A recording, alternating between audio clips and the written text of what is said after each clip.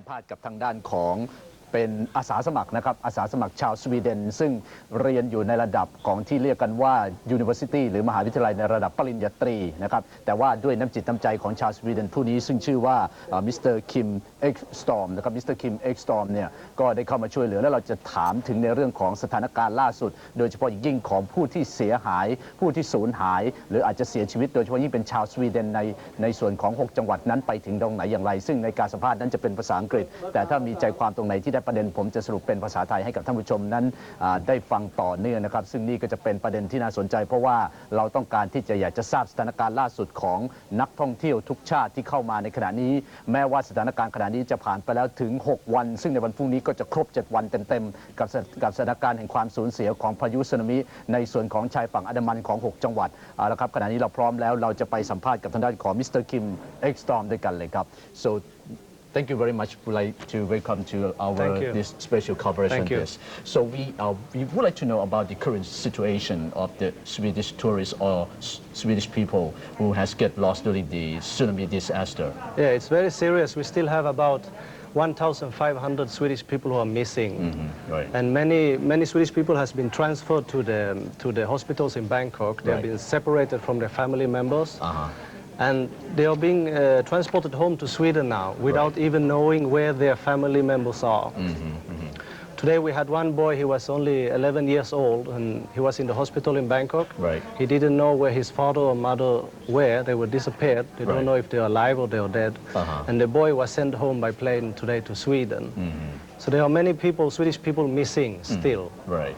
So that means that's for 1,500 people. About, yes. About it, yes. It's right. very complicated. We don't have the exact figures because the list of the missing persons is not complete. Right. And some people have called the embassy or the Swedish church to tell that where they are, but many still not. I see. So in terms of the embassy here in Thailand, do they get any kind of like fast services from the Swedish embassy to get in touch with this information? Yes, we have members from the Swedish government has come here to help in the situation, and the Swedish ambassador is down in the area around Phuket and Phi Phi Islands to help out, yes. Right. And they are doing a lot of work. They're really struggling to solve this situation, yes. Right, and so far you have been working individually, or you have a team that you have to rescue for the Swedish people here?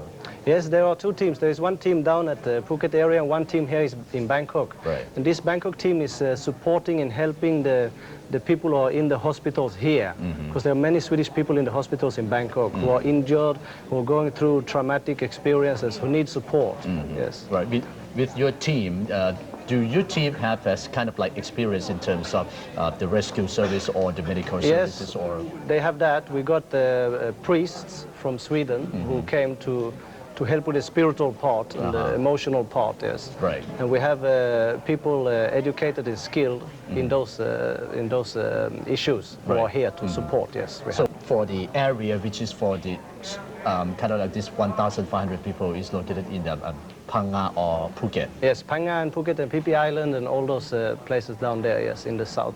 Right, this is for the major area. There is also a problem, some of them might be transferred to hospitals in Bangkok without us knowing about it. I see. So every day new people are coming from the south to hospitals in Bangkok, and we have to update the list.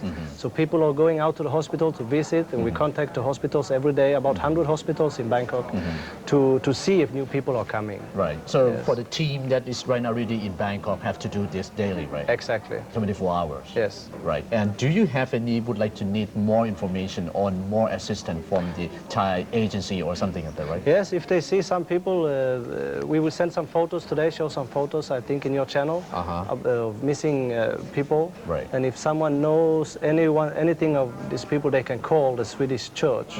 I have the number here. Okay, please. I can show you.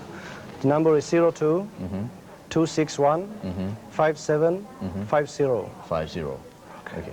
Just only one number?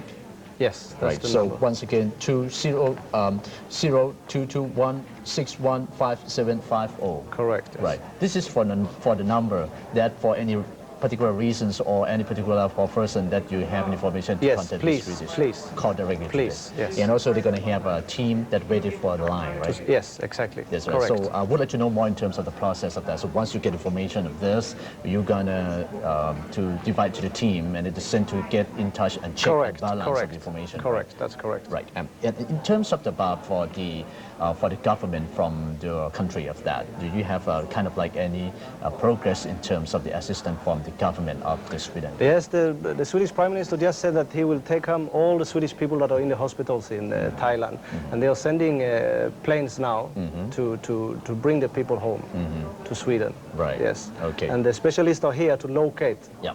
all the missing people. That's what they are doing. Yes. Yeah, right. Okay, so thank you very much. And I would like to translate this in Thai language. Okay. First, so please do it. Thank Okay, you. right. ท่านผู้ชมครับนี่ก็เป็นสิ่งหนึ่งที่น่าสนใจนะครับจากการที่ผมได้สอบถามกับทางด้านของคุณคิมเอ็กสตอมนะครับซึ่งเป็นอาสาสมัครชาวสวีเดนอยู่ในเมืองไทยซึ่งก็ได้ค้นหาเกี่ยวกับทางด้านของผู้ที่สูญหาย ซึ่งขณะนี้ยังไม่ทราบชะตากรรมยังไม่ทราบว่าอยู่ในสถานะแบบใดซึ่งตรงนี้เองก็ท่านผู้ชมที่มีข้อมูลนะครับว่าชาวสวีเดนนักท่องเที่ยวชาวสวีเดนที่ได้รับผลกระทบจากเหตุการณ์นี้ไปอยู่ที่โรงพยาบาลแห่งใดไม่ว่าจะเป็นกรุงเทพหรือในส่วนของ6จังหวัดในชายฝั่งอันดามันนั้นกรุณานะครับโทรศัพท์ไปที่หมายเลข 022615750 อีกครั้งนะครับ 022615750 ซึ่งความช่วยเหลือหรือทีมของทางด้านของคุณคิมเอ็กซ์ตอมซึ่งมีอยู่2ทีมที่กรุงเทพแล้วก็ที่ภูเก็ตนั้นจะรีบรับข้อมูลตรงนี้จากทุกๆท่านที่รู้ว่ามีชาวสวีเดนนั้นไปทำการรักษาตัวที่ไหนอย่างไรและจะรีบติดตามตัวเพราะว่ามีจำนวนสูงมากถึง 1,500 คนซึ่งขณะนี้ยังไม่ทราบชะตากรรมนะครับว่ากระจัดกระจายไปอยู่แห่งหนที่ไหนยังไงกันบ้างซึ่งสำหรับในช่วงนี้ก็เป็นข้อมูลล่าสุดนะครับที่ได้มาและขณะนี้พร้อมแล้วนะครับสำหรับทางด้านของคุณสุวดีผมจะกลับไปในส่วนของคุณสุวดีกันต่อครับเชิญครับ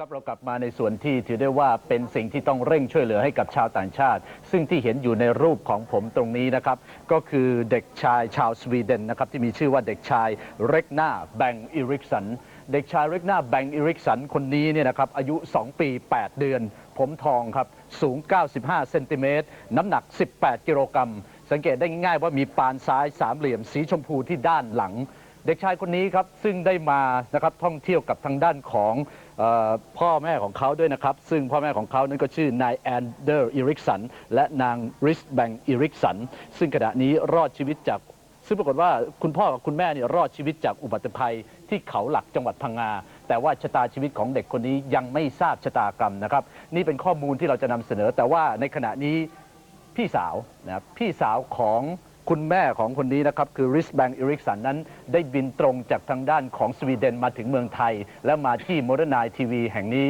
เพื่อที่จะตามหาและให้ข้อมูลเพิ่มเติมซึ่งขณะนี้ทั้งสองคนนั้นอยู่กับผมแล้วครับเราจะสัมภาษณ์สดๆกันในห้องส่งตรงนี้นะครับYes, we would like to just first hand off the information first that for this boy who has missing on this. So we would like to know more in terms of any information for this boy and that, please. Okay, what we know is that Ragnar, he was in Khao Lak with my sister and my brother-in-law, Lisa Bang Eriksson and Anders Bang Eriksson. His parents are fine now. They have met each other and they are in Phuket looking for Ragnar. They called us yesterday and asked us to come to Bangkok in order to go and search for Ragnar in all the hospitals in Bangkok. So we just arrived 3 hours ago and we made a translation of the information about Ragnar, which we want to hang up on all the hospitals. And also now we were very happy that we could have this opportunity to show his picture and give the information on television. Right. We hope that he's still alive and that we will find him. But he's so small that he's not able to tell anybody who he is. Right. So. So Miss Truth Bang, right? And Yes. you are now looking for this boy who is just Yes. missing on this, right? And Yes. so now, he's been missing since Sunday. Yes, Right, on since Sunday. yes. But for all the information gathered around here, you still did not have any complete information to get on that, right? The only thing we know is that he has not been found, not among the deaths and not among the alive yet. But what I know from the Norwegian Embassy is that it has been a very difficult task to register all Norwegians and also the Swedish people. Ragnar, he is half Swedish and half Norwegian. His father is from Sweden and the mother from Norway, and they live in Norway. I see. So he is a Norwegian. And there has been problems from for the Norwegian Embassy to register all the tourists who has been in Thailand. So that's why we know they have a big and tough job. So that's why we think it's better that we come here ourselves and we will try to find him, because we think there is still hope. I see, right. And I know that there are many people who has been flown in from Phuket to the different hospitals in Bangkok. Right. So if anybody hear anything, please give us a call. That's right. And for you, Mr. Frederick Ramstein, right? You came here also to looking for this boy as well, right? I come along with Trudy, yeah. Yes. That's right. And do you have any more information in terms of this that we want to help you in this, right? No more information, more than we know that he had his swimming pads on his arms. Swimming pads. Yes. Right. That we know. Right. And that's all we can say, really. I see. Yeah. Right. And more in terms of the telephone number, because this is a telephone number, it's a long distance call, right? Yes. Yes, right. But since if they call here in Thailand, you still can get contact with this, right? Yes. We also have another telephone number to Yes, his please. parents, Please. which is a mobile phone number, Thai mobile phone number. Yes, please. And this is 0628011651. Okay. So you could reach them on that number. I see right ครับโอเคครับท่านผู้ชมครับนี่ก็คือนะครับเป็นพี่สาวนะครับเป็นพี่สาวของทางด้านของเด็กชายคนนี้ที่มาตามหากันเนี่ยนะครับเพราะฉะนั้นถ้าหากว่าท่านผู้ชมท่านใดที่พบเห็นนะครับภาพของเด็กคนนี้ซึ่งก็คือเด็กชายเรกนาแบงอิริกสันนะครับย้ำกันอีกทีว่าตัวเขานั้นอายุ2ปี8เดือนผมทองสูง95เซนติเมตรน้ำหนัก18กิโลกรัมสิ่งที่สังเกตได้ง่ายๆก็คือมีปานสามเหลี่ยมสีชมพูอยู่ด้านหลังซ้ายของเด็กคนนี้นะครับถ้าหากว่าท่านผู้ชมหรือท่านใดนั้นทราบข้อมูลหรือรู้ว่าเด็กคนนี้อยู่ที่ไหนอย่างไรหรืออาจจะอยู่ในโรงพยาบาลในกรุงเทพซึ่งขณะนี้อาจจะเป็นไปได้นะครับว่าถูกเคลื่อนย้ายเข้ามาอยู่ในกรุงเทพนั้นสามารถติดต่อได้ที่หมายเลขโทรศัพท์ทั้ง2เบอร์แรกที่ผมจะอ่านต่อไปนี้นั้นเป็นหมายเลขที่อยู่ติดต่อไปทางด้านของประเทศสวีเดนแต่ว่าใช้ระบบของมือถือซึ่งสามารถจะติดต่อได้ภายในเมืองไทยเช่นเดียวกันที่หมายเลข004797773419นี่คือหมายเลขนะครับนี่คือหมายเลขที่ผมโชว์อยู่ในหน้าจอในขณะนี้ซึ่งถ้าทราบข้อมูลของเด็กคนนี้ติดต่อไปที่หมายเลขตรงนี้โดยตรงนะครับที่004797773419และอีกหนึ่งหมายเลขนะครับซึ่งเป็นหมายเลขที่เรียกว่าเป็นหมายเลขมือถือถ้าหากว่าทราบข้อมูลของเด็กคนนี้ก็ติดต่อได้อีกหนึ่งหมายเลขที่หมายเลข0628011651อีกครั้งนะครับ0628011651นี่ก็จะเป็นสิ่งที่ถือได้ว่าคนไทยนั้นจะต้องช่วยเหลือซึ่งกันและกันเพื่อที่จะให้พบเด็กชายวัยคนนี้อายุเพียง2ปี8เดือนเท่านั้นซึ่งก็ถือได้ว่าเราอยากที่จะให้เขานั้นได้กลับมาแล้วก็เจอในอ้อมอกของคุณพ่อคุณแม่ของเขานั่นเองนะครับใครทราบข้อมูลตรงนี้ก็โปรดช่วยเหลือกันอีกครั้งหนึ่ง so this time thank you very much for your information and coming here to the modern ITV so we have a strong wish to find them soon as possible right Thank you very much. Thank you, and also thank you to everybody in Thailand who has been helping my sister and her husband. Thank you. thank you very much เอาละครับ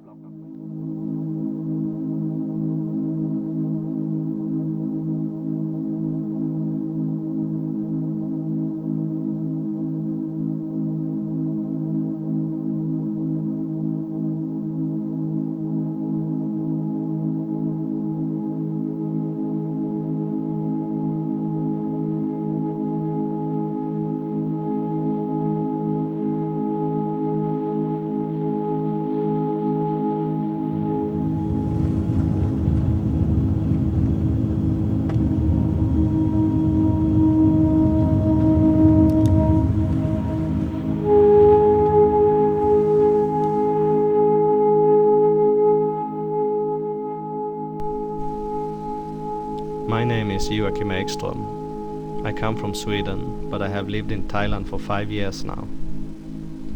When I saw the tsunami disaster on TV, I decided to go to help as a volunteer. I and my family were saved from harm, and I felt like it was my duty to help these people who were affected by the tsunami and their relatives. I went to Bangkok to offer my help at the Swedish Embassy and the Scandinavian Church. I organized a collection of clothes for the ones who were in urgent need, and I soon came in contact with the many photos of missing Swedish people which had been sent in by their relatives. At that time there was no one who did anything to get those photos out to the public. It was New Year's Eve, and I took these photos and went up to 3 national TV channels in Bangkok. I got these stations to publish the photos regularly in TV, together with names and telephone numbers to the embassy and the church. I also took part in 2 national on-air interviews, one in Channel 9 and one at a Bangkok radio station, where I urged the public to contact us if they knew anything about the missing Swedish people. I later collected more photos of missing Swedes and ended up with 130 names and photos of people that were missing down in the Phuket area. The next day, the 1st of January, I went down to Phuket and Krabi to try to locate these missing Swedish people and to try to establish a contact between them and relatives back in Sweden and relatives who were searching for these people down in Phuket. When I arrived in Krabi, I realized that there was no longer any use of trying to organize something like this, because the Swedes that were still missing were most probably not alive. All the photos that I carried with me, all these people, all the faces, all these individuals, and so many children became for me close relatives.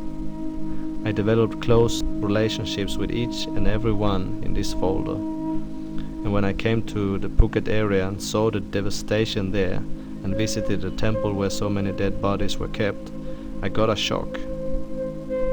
All these people that I had developed such a close relationship with, that I had so much hope of finding, they all vanished in an instant. The pictures you see here are from the Khao Lak area, where most of the Swedish families stayed, where they came to celebrate Christmas and New Year, where so many children came to enjoy. In this area everything is totally destroyed.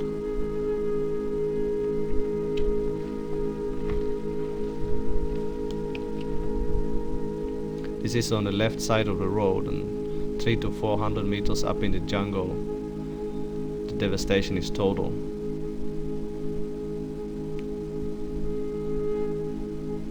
And this is on the right side of the road. 500 to 600 meters down there you can see the beach. Everything on this side of the road is destroyed too.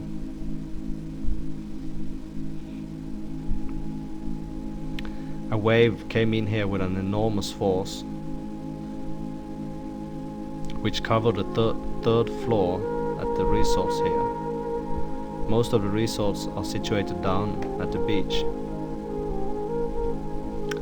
This wave, which on land became a flood, carried with it trees, cars, cement pillars, houses, and it lifted a military boat of about 20 to 30 ton, 1 kilometer up in the jungle.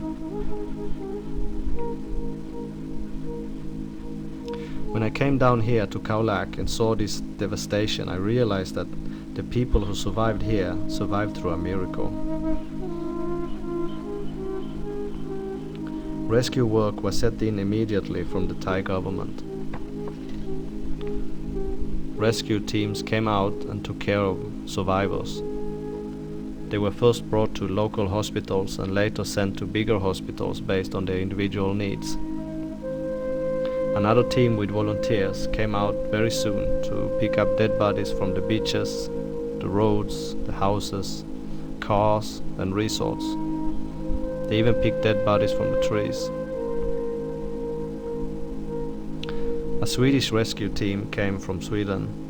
They were very organized and they were located both in the Phuket area and in Bangkok.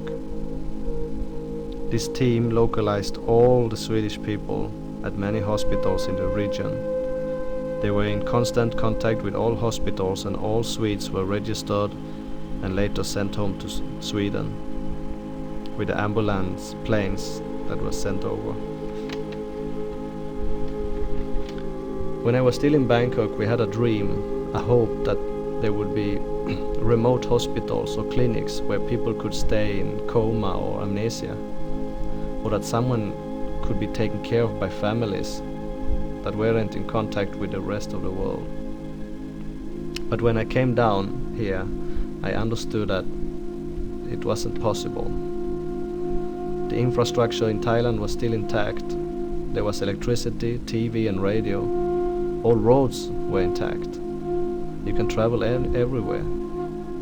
That a family should keep, for example, a child for more than a week in their home without contacting authorities, hospitals or police isn't possible either. All clinics and hospitals have been in contact with major hospitals in the area, and the administration has directed all patients to bigger hospitals. And most of the patients have been sent home to Sweden already. This is filmed on the 7th day, and most Swedes are already back home in Sweden. Constantly new bodies are coming in that are found under houses or at other places, and they are sent to the temple in Tacuapa. It is difficult for me to describe the sorrow I felt when I understood that the situation was like this. I have spoken with survivors in Bangkok who told about how they were carried with a wave that became a flood and stayed in it for more than 20 minutes. They were thrown into houses, out of houses, into cars and trees, and later they were carried out to sea again when the flood went back. They were thrown into the coral reefs, but somehow, through a miracle, they survived. What we do now in Sweden is that we tell media that we have missing people. The cruel fact, the cruel truth, is that the ones who were here in Khao Lak or at Phi Phi Island, which were the two places that were hit the worst by tsunami, these people are not missing. They are in the temples in Tacuapa or down at Krabi. And they are missing because we cannot identify their corpses. After 7 days in the sun, they are so decomposed that there is no one who can see the difference between Thai or Westerner, or even see that it was once a human being. That's why they are missing. Now there are many Swedes who are traveling in Thailand to look for their relatives. There are people back in Sweden who the first thing in the morning when they wake up, they think about where their children, parents, husband, wife, brother or sister are located. They send SMS to their mobile phones in hope that they will one day wake up and respond. When there is still this little hope, it is natural that you don't meet the sorrow and acceptance that is needed in the process of grief that enables you to go on with your life. Swedish authorities know that the situation is like this, that the rescue work has been extremely compact and well organized, and that there isn't anyone that is still alive somewhere, or any survivors. Bodies are still found in the destruction we see here around the Khao Lak area, and they are sent to the Bang Muang temple in Tacuapa. What is left now is a DNA process, an analysis of all bodies, and that might take months or years to complete. I wish that the Swedish authorities could explain to the people in Sweden how the situation here is, and that the possibility of finding any survivors is minimal or non-existent.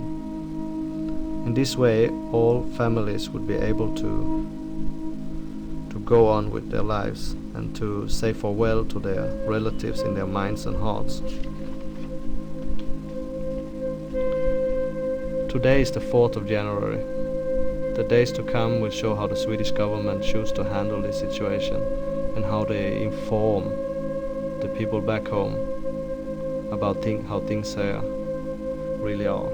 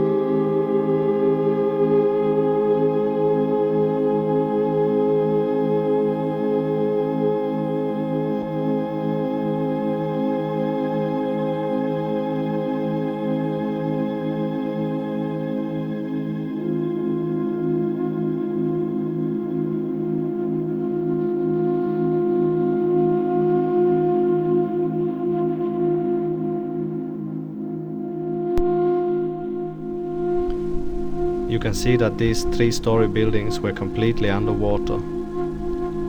The marks on the walls show where the water level was.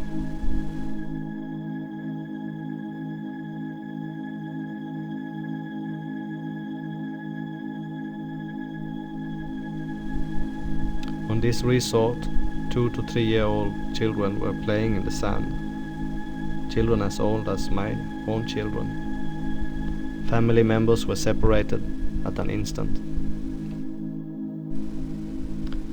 Swedish people are still coming to Thailand to search for their missing relatives, and many have to live with the uncertainty and pain until their relatives' bodies are identified. About 1,000 Swedes are still missing, and this is the Swedish people's worst disaster in 200 years. And the future will show how we deal with it emotionally and psychologically, and if we will remember and develop closer relationships with each other.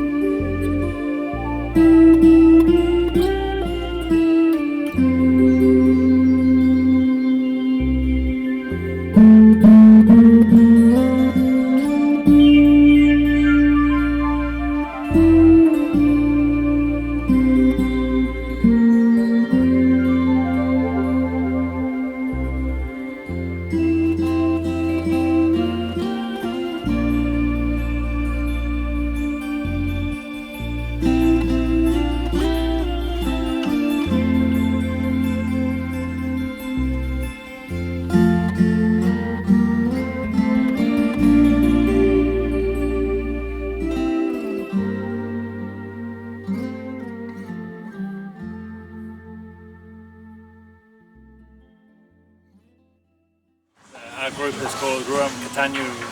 We take care of all dead bodies in Thailand. The police don't do that in Thailand, we do.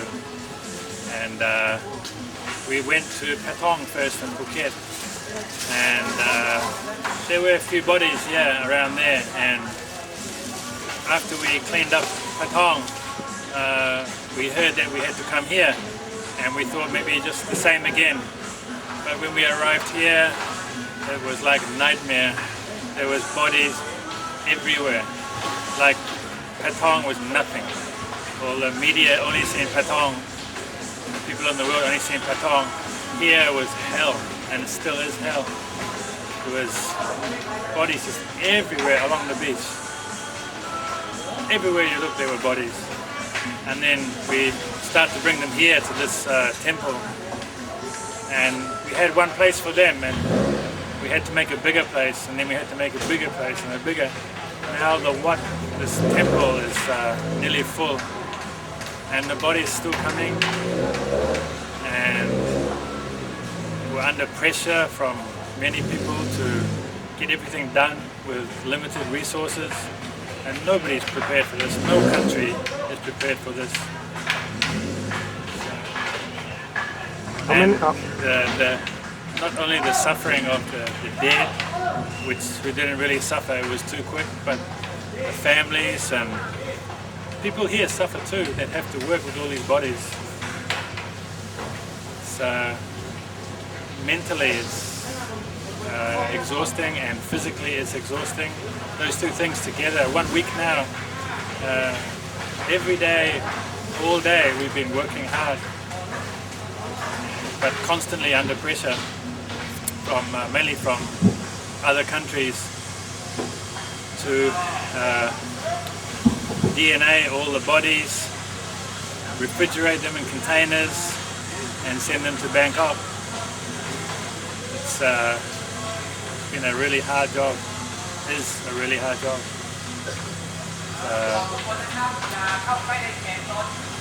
You're a volunteer? Yeah. Why are you doing this? I live in Thailand, and I love the Thai people, and I get a lot from Thailand. I'm very happy living here. So my way of giving something back to the Thai people is to help in this organization. They say there might be diseases. Are you afraid of diseases? Yeah, very afraid actually. We've just been given these now. When we arrived for days, we worked without anything. And then finally we started getting masks like you have. And then for today, I got this one. I'm lucky. Yeah. But yeah, afraid, yeah. Did he give you any kind of vaccine? No. There are some medication today came. I haven't taken any yet. I feel this is enough. Yeah. How many bodies are here? How many bodies? Here now? Approximately. I think 2,000. I'm not sure. About 2,000. Do they have any idea of whom is whom? Where they come from? What countries? No. Some of them, yes. A small percentage have been identified, but majority have been divided into Thai and Western. How do they see the difference between Thai and I Western? think the forensics guys do that. Because you cannot see from the bodies. No. No, when we pulled the bodies from the houses, the beach, wherever we found them, because they've been in water, they they don't even look human actually, which helps us to handle them, because if they really look perfect, maybe it's more sad. Because they're so ugly, we don't think of them as humans anymore. Those who have been identified, are they identified by relatives? Yes. Yes. Are relatives still coming here who want to see the body? Yes. Yeah. Luckily now they can just look at a computer. The first few days they had to look at the body, and you've seen the bodies, right? How did they react? How do they recognize the jewelry or clothing? You know, but many bodies didn't have clothing, and How did the relatives react when they came here? they're very strong. I think in shock. I think. No emotions. Yeah.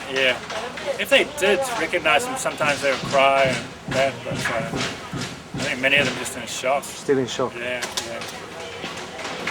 I think the workers too. When I arrived here, I was in shock. I had a few bodies in Patong, but when I came here and I seen all the bodies here, this is on the second day, there was already so many bodies. I was in shock. But then I had to work, so I kind of forgot about it like everybody. I think it's a big worry when everyone stops working, they go home to their normal quiet life. There's going to be a lot of mentally anguished people. Do you think they will find anyone alive after? The water came in, the water went out. If you were alive when the water went out, then you'd know now. Is this the 7th day, 8th day? Yes, 7th day, yeah. So I think there's absolutely no way there's going to be any survivors. Absolutely. So what about all those people still looking for their relatives with photos and all the photos that are placed up? Yeah. Is that in vain? In vain, yes. Yeah. Because those photos are showing us are nice, but there's nobody here that looks like those photos. So, anything else you want to do? Yeah, I just want to say on behalf of the Thai people, we're sorry for everybody that lost somebody. The Thai people suffered too, and still suffering now with you.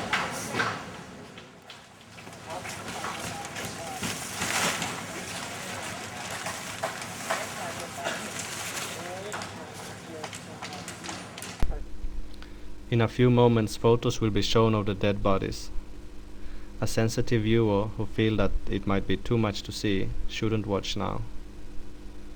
You will also see that people are working with computers.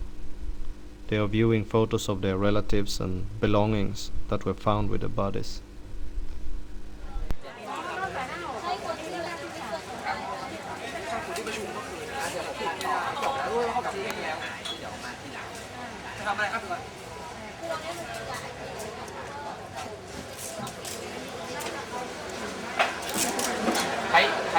ช้อินเทอร์เน็ตของบริษัทอะไรครับ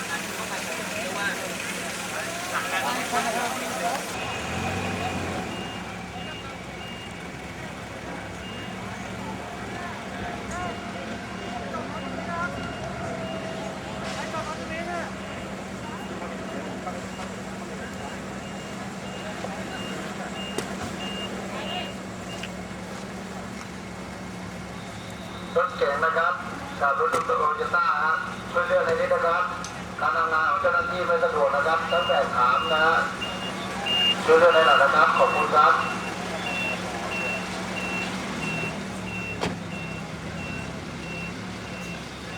ก.ไก่7318